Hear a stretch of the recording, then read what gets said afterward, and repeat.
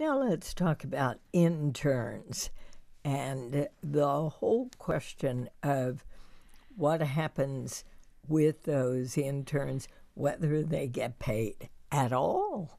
That's true.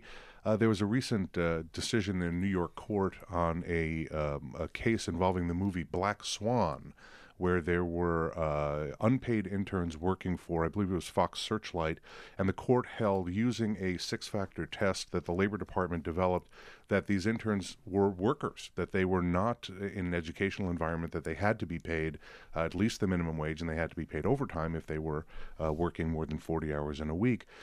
This internship rule, the set of rules governing internships, have been in place for many decades now, and they're fairly straightforward. And that is, if you are running a program that looks like an educational program, that's like a sort of a clinical program that you might find in a law school or a medical school or a journalism school, and it's for the benefit of the intern, not for the employer, and it's not replacing workers who had been there. They're not doing the same kind of work that others are doing in the workplace. It really is educational. That's probably going to be okay under the law.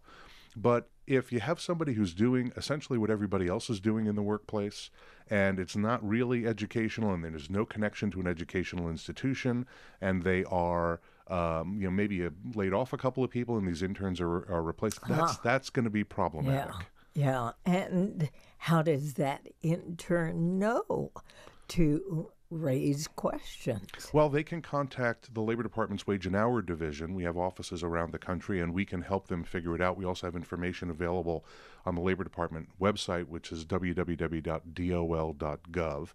We've laid out all this information. Again, it's been around for a good long time, but I understand the frustration of a lot of younger workers who are struggling now to find jobs. They really are having trouble finding employment, including folks who are coming out of undergraduate institutions, even some graduate schools. So it's appealing to go to get your foot in the door with an internship, particularly in an exciting job like working on the Black Swan or working in a lot of MTV or other places. So those folks really need to think about whether or not they really want to push to get paid in that workplace. They should. The law requires them to be paid if they're working as workers. But I think there's a hesitance among some young workers because they're worried about how they're going to get their careers started. So we're not getting a lot of complaints, frankly, from